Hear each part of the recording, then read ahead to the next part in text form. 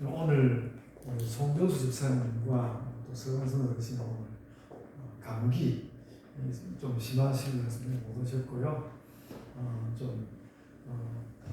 한 분 한 분이 다 소중한데 또 좀 적응 같은 느낌이지만 그래도 마음 가운데 기쁨 가득히 해서 말씀으로 나아가기를 원합니다.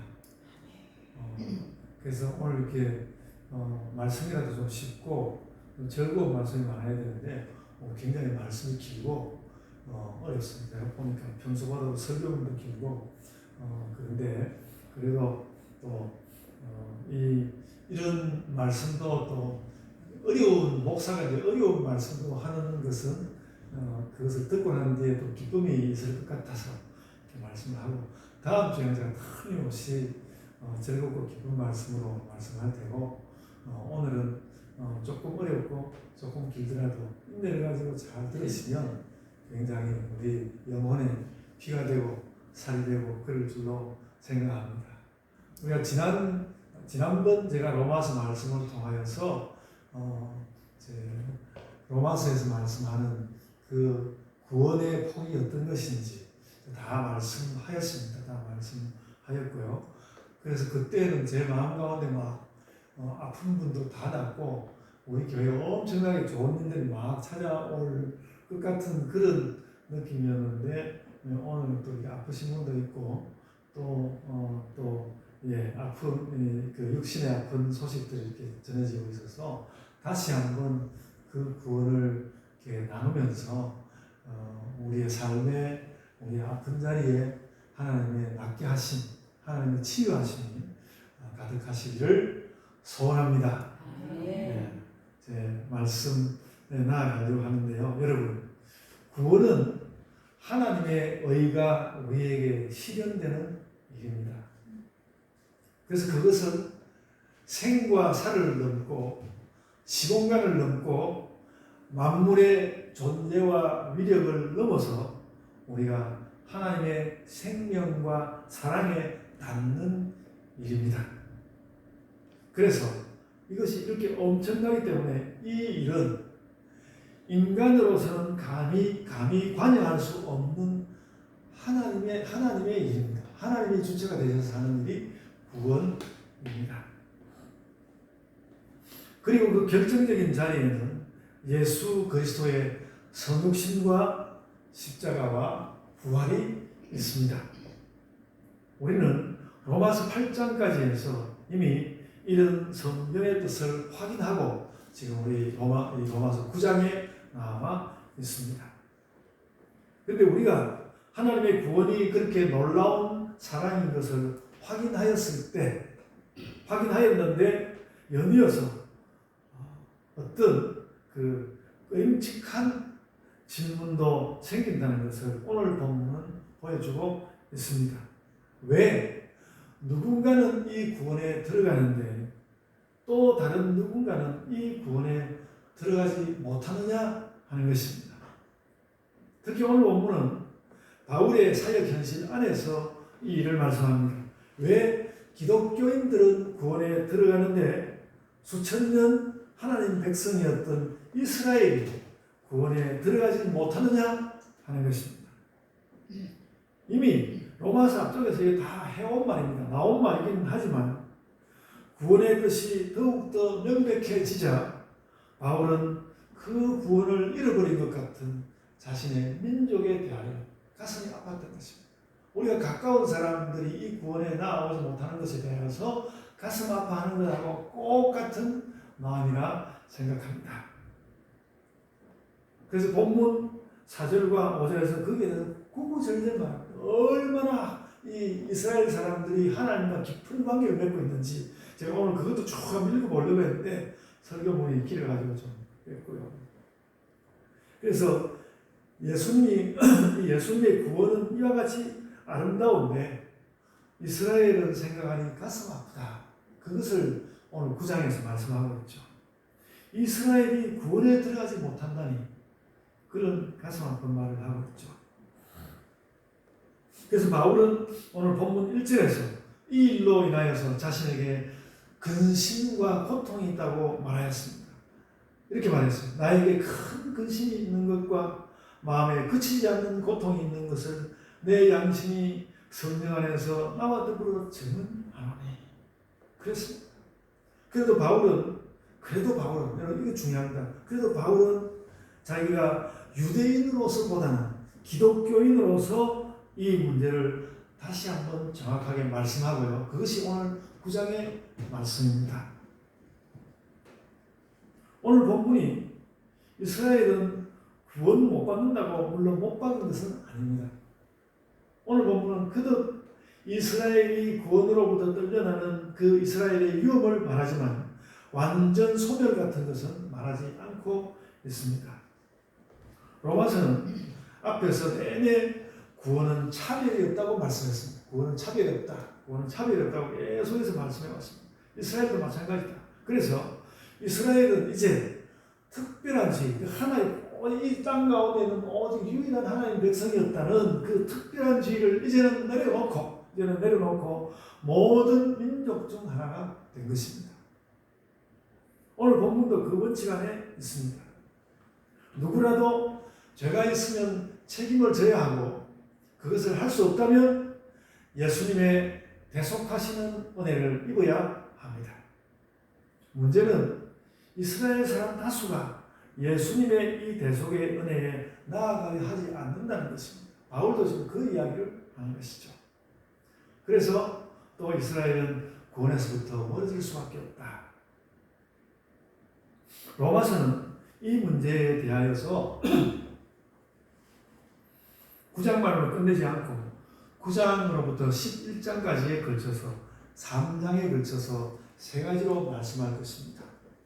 오늘 본문은 이스라엘이 구원에서 멀어진 국면에 대한 해명 첫 번째 내용인데요.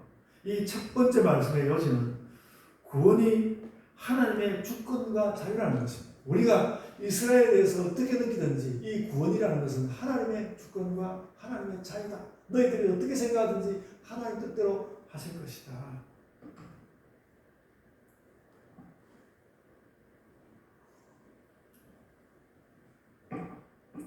제가 이미 결론적인 이야기를 다 했습니다만 그래도 좀 잘 살펴봐야 합니다. 이 사실은 로마서에서 이미 여러 번 확인한 사실입니다. 사람의 행위로서는 구원받을 수가 없고 그래서 하나님은 구원의 섭리를 가지시고 대속의 주님을 우리에게 보내셨습니다. 그러므로 모든 구원은 하나님 뜻에 달려있는 것입니다. 원래부터 구원은 하나님 뜻에 달려있는 것입니다.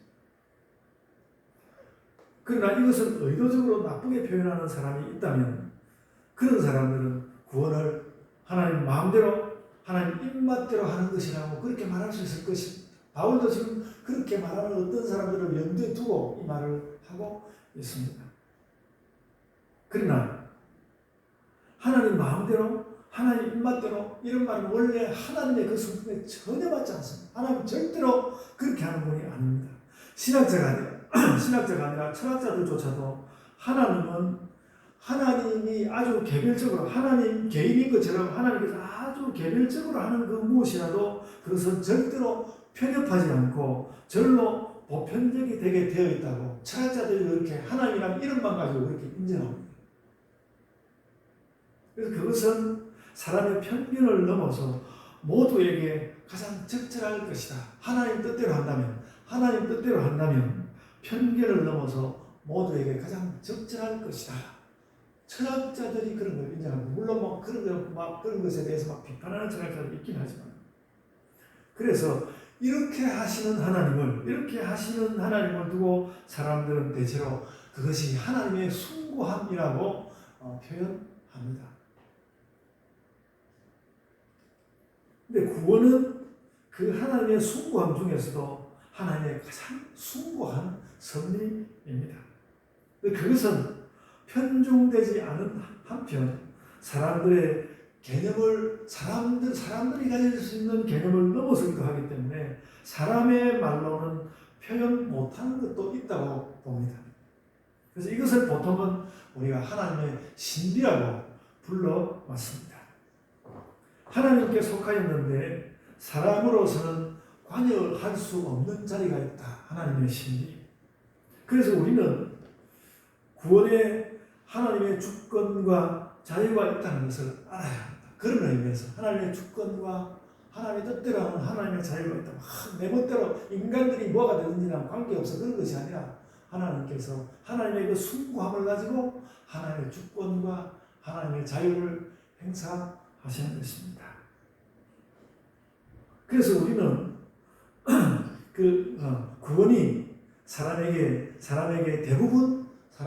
구원이 대부분 이해되면서도 완전히 이해되지 않기도 하지만 하나님의 숭고함이 깃들어 있는 섭리로서 우리 안에 실현되는 것이기 때문에 그 알려지지 않던 신비조차도, 그 구원에 대해서 알려지지 않던 그 신비조차도 자주 때로는 그 신비가 번쩍 성광처럼 우리에게 알려지기도 한다는 것, 그것도 함께 알아야 합니다.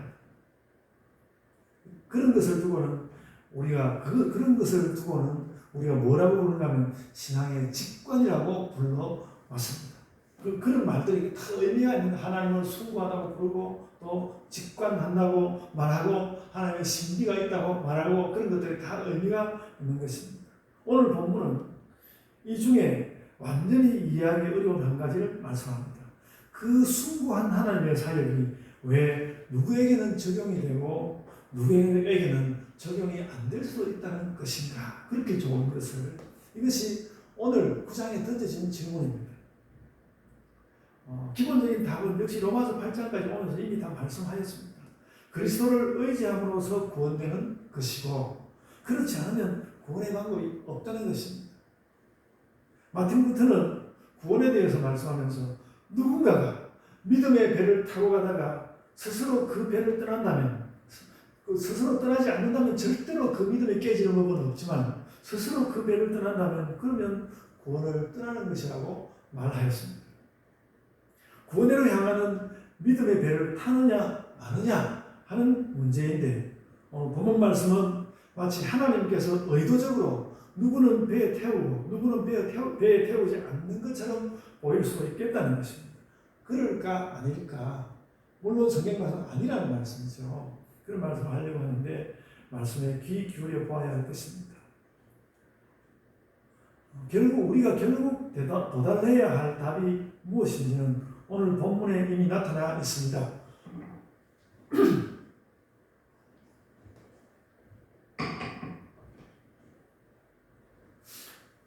16절 말씀인데요. 16절 말씀 성경을 다시 펼쳐서 보십시오. 16절 말씀입니다. 저는 오늘 16절 말씀, 이 말씀을 꼭 하고 싶었습니다. 그런즉 원하는 자로 말미암음도 아니요 다른 박질하는 자로 말미암음도 아니요 오직 긍휼히 여기시는 하나님으로 말미암음이니라. 구원이 그렇다는 것입니다. 구원이 그렇다는 것입니다. 원하는 자의 원하는 마음으로 완결되는 것이 구원이 아닙니다. 그리고 누군가는 원하기 때문에 노력도 할 텐데 그 노력이 구원을 결정하는 것도 아니라는 것입니다. 그러면 구원은 어떻게 일어나는가?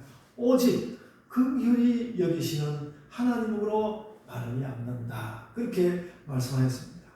분명하게 해야 되니까 다시 정리하겠습니다. 구원은 하나님의 가장 숭고한 섭리인데, 그 숭고한 섭리가 누구에게는 적용이 되고 누구에게는 적용이 되지 않는 것처럼 되고 마는 것은 안타까운 일입니다. 그런데 이에 대한 성경의 답은 하나님이 마음대로 그렇게 하시기 때문이 아니라 오히려 긍휼히 여기시는 하나님의 그 마음 때문에 그렇다는 것입니다.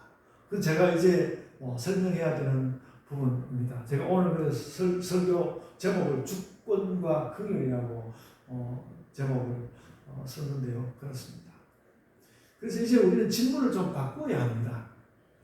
구원은 하나님 마음대로가 아니라, 하나님 마음대로 하는 것이 아니라 하나님의 긍휼의 뜻대로 되는 것인데, 그렇다면 하나님의 긍휼이 여기심은 또 무엇인데 그 긍휼이 그리스도인은 구원하고 그 이스라엘에게는 해당이 되지 않도록 하는 것인가? 바울은 지금 그렇게 물었습니다.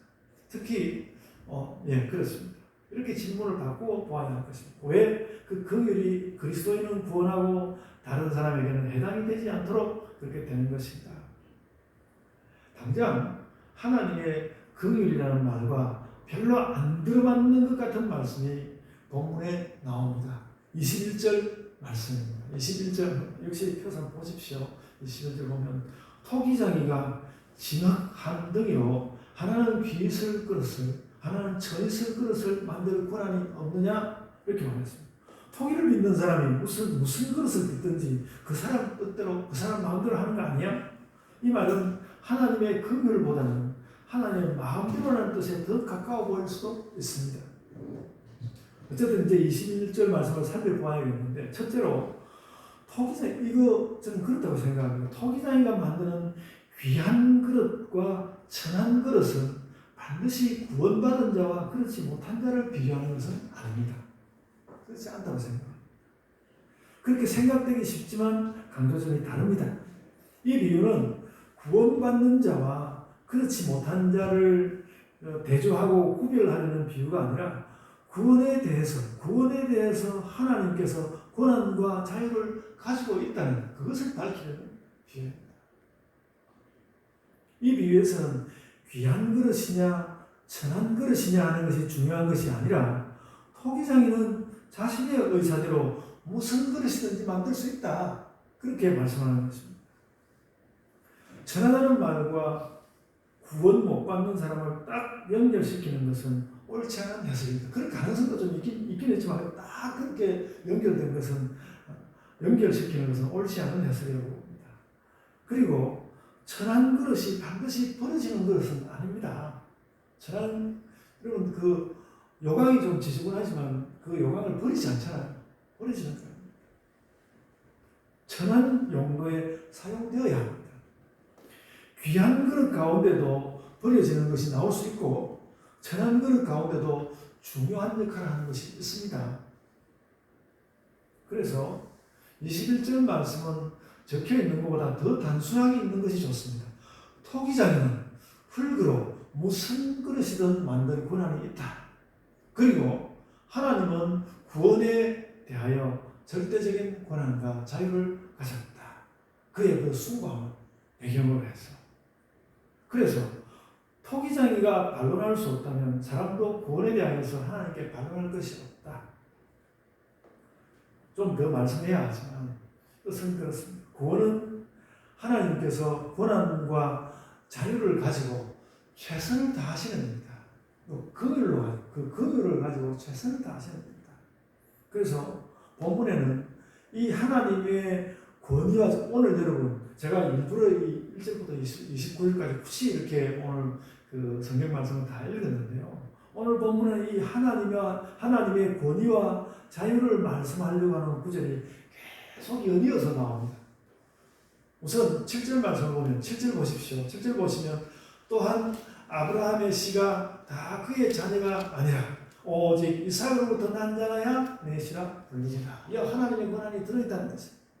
한번 아브라함에게 태어나면 그 모든 아들과 그 아들들의 자손들이 자동적으로 구원의 씨가 되는 것은 아니다.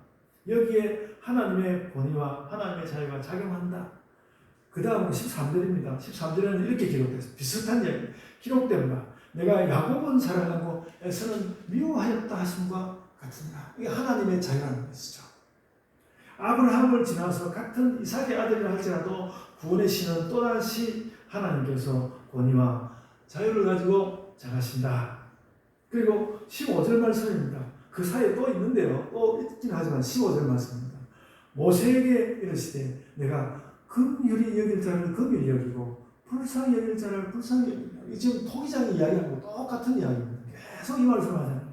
긍휼히 여긴다는 말과 불쌍히 여긴다는 말 같은 말 아닙니까? 그러니까 15절 말씀은 하나님이 불쌍히 여길 자를 불쌍히 여긴다. 그 불쌍히 여길 자를 내가 정한다는 뜻입니다.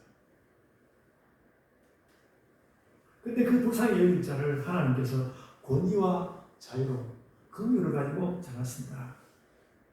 16절에도 이제 같은 뜻을 가진 말씀이 나왔는데 제가 이미 이것을 강조해서 말씀을 하였습니다. 그런 즉 원하는 자로 말미암음도 아니요 단박질하는 자로 말미암음도 아니요 오직 긍휼히 여기시는 하나님으로 말미암음이니라. 하나님 뜻을 따라서 구원을 정하되, 하나님 자유를 따라서 구원을 정하되, 그 원칙은 긍휼이다. 이렇게 말씀하고 있습니다. 또 이제 뒤에 나오는 18절도 같은 뜻인데 해석하기가 조금 더 어려워 보여요. 18절 말씀입니다. 그런즉 하나님께서 하고자 하시는 자를 긍휼히 여기시고 하고자 하시는 일을 완악하게 하시느니라. 하나님께서 하고자 하시는 자를 긍휼히 여기시는데 원칙은 어쨌든 긍휼입니다. 그 다음 하고자 하신 또 그 다음 또 하고자 하시는 자를 완악하게도 하시는데 좀 이상하게 들릴 수 있지만 이때도 원칙은 긍휼이라는 것이죠. 여기서 이제 제 나름대로 해보자면 이렇습니다. 완악한 자가 완악하도록 하실 때 긍휼이 원칙이 되는데, 그런데 이때 긍휼은 긍휼히 여기는 자를 위한 긍휼이지 완악한 자를 위한 긍휼은 아니라는 것입니다.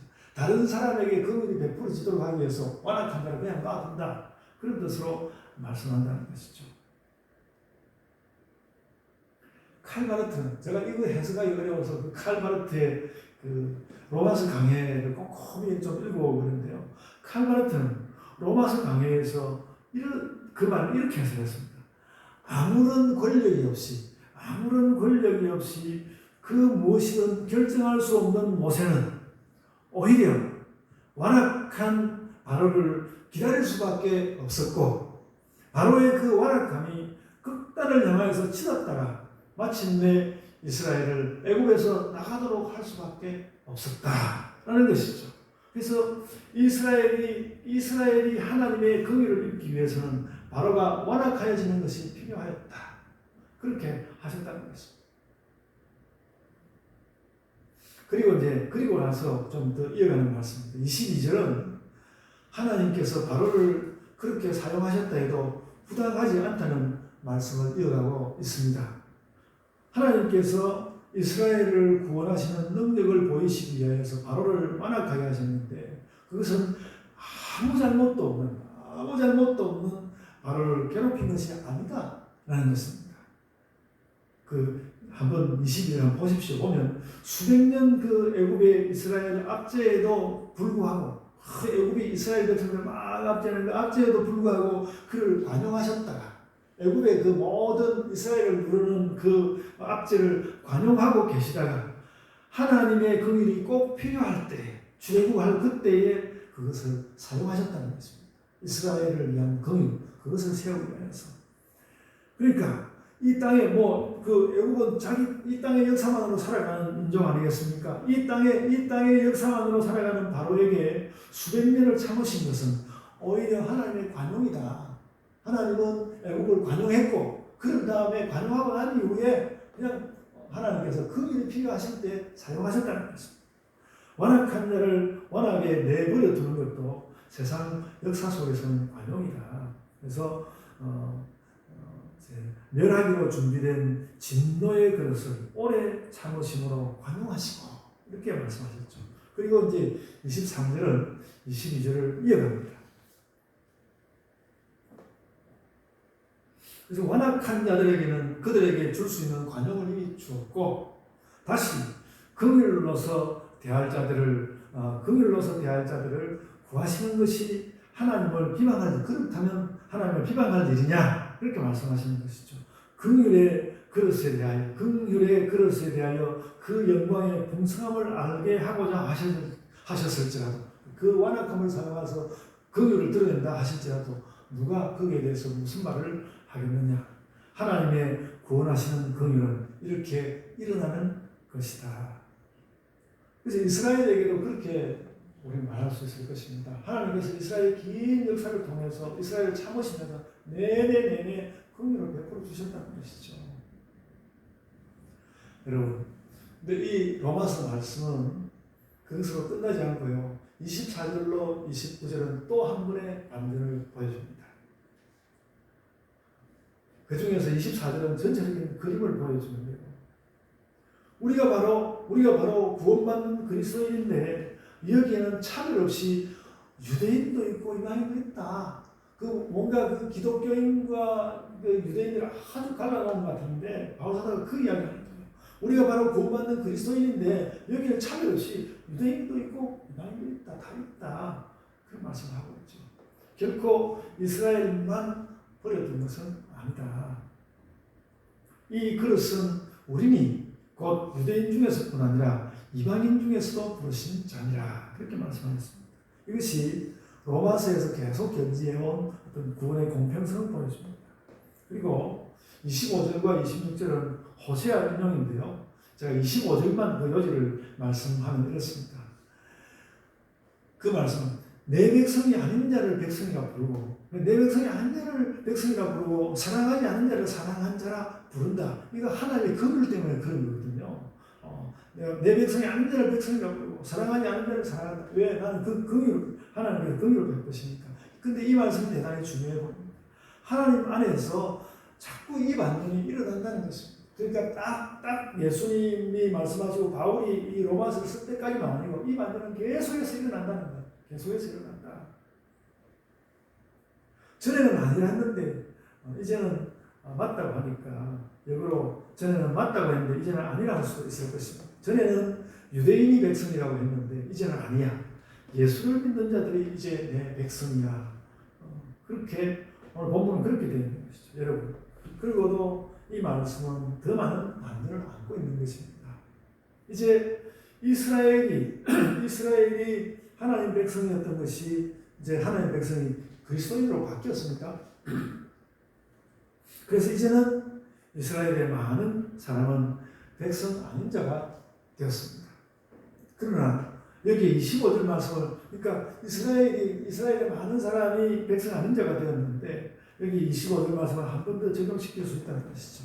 이스라엘이 예수를 핍박할 때는 내 백성이 아니었는데 다시 그리스도로 인하여 백성으로 불리는 일도 일어날 수 있다. 바울 자신이 그런 사람. 바울 자신이 그런 사람. 이런 모든 일은 어떻게 일어나는가? 16절 말씀대로 하나님의 긍휼로 일어난다는 것입니다. 그런즉 원하는 자로 말미암음도 아니요 다른 박질하는 자로 말미암음도 아니요 오직 긍휼히 여기시는 하나님으로 말미암음이니라. 여러분, 예수 그리스도는 그의 긍휼을 사용하여 백성이 아닌 자를 백성이라 부르고 사랑하지 아니하였던 자를 사랑하게 되는 구원 혁명의 주인이십니다. 여러분, 그리고 반전이라고 해서 그냥 자꾸 서로가 엎치락 뒤치락 하는 것만을 말하는 것은 아니라고 생각합니다. 백성이 아닌 자를 백성이라고 부르는 반전이 계속해서 일어난다는 것입니다. 여러분, 오늘날 이스라엘이 기독교로부터 완전히 멀어져 있는 그것이 어떤 이런 말씀을 해석할 때는 절망감을 주고, 그러나 그뿐입니까? 또 그 이스라엘보다도 더욱 더 멀리 있는 아랍인들과 지금 전쟁을 하고 있지 않습니까? 그들에 대하여서도 우리가 이 마음을 그래도 하나님께서 그들에게 긍휼을 베푸실 것을 믿고, 그래서 우리가 이스라엘 사람에 대하여서도 여전히 그들을 안타까운 마음으로 쳐다봐야 하고, 그 이스라엘로부터 말할 수 없이 현재 핍박을 당하고 있는 팔레스타인 사람들도 우리가 또 여전히 예수 그리스도의 긍휼을 가지고 그들을 바라봐야 하는 것입니다. 이것이 예수 그리스도께서 우리에게 이미 주신 그 긍휼의 구원의 말씀이고요. 아직도 시원하지 못하고 역사 가운데 일어나고 있는 인간들은 기본적으로 그런 것이 있으니까 인간 가운데서는 예수 그리스도의 그 긍휼이 완전히 이렇게 파고들지 못하고 스며들지 못하는 그 가운데 있어서 있기 때문에 우리가 뭘 투덜거리고 비판하다 보니까 오히려 우리 비판하는 바가 하나님을 향하고 예수 그리스도를 향하는 것이지만 그게 아니라 오히려 인류의 역사가 예수 그리스도의 긍휼을 받아들이지 못하고 있는 것이다.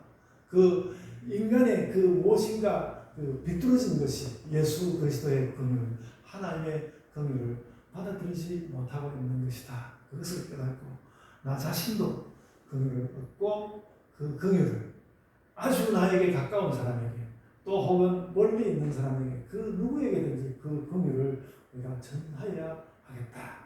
그런 결심들을 하시고 하나님 뜻대로 살아가시는 모든 우리의 목표 성도들 다 되시기를 바랍니다.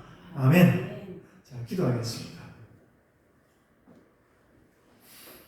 주님 은혜를 감사합니다. 주의 이 은혜의 말씀을 아버지 하나님께서 긍휼을 가지고 자유롭게 행하시는 이 구원을 우리가 다 이야기하고 난 뒤에도 속이 시원하지 않은 것은 여전히 그저 자신이 좀 힘든 것을 가지고 오히려 하나님을 비난하고 예수 그리스도의 구원을 의미 없는 것이라고 치부하는 이 세상의 역사와 사람들의 비뚤어짐 가운데 그 문제가 있는 것을 저희가 깨닫고 아버지 하나님 어찌하든지 저희는 저희의 마음 가운데는 긍휼로 구원하시는 하나님의 그 뜨거운 마음이 이 인류를 향한 아버지 하나님의 그 따뜻한 마음이 우리 가운데는 가득하여서 그 따뜻함으로 이 세상에서 이루지 못한 그 모든 구원을 우리가 이루며 그것을 전 마음 가운데 소원하고 그것을 우리의 비전으로 삼아서 그렇게 살아가는 성도들이 되게 하여 주옵소서.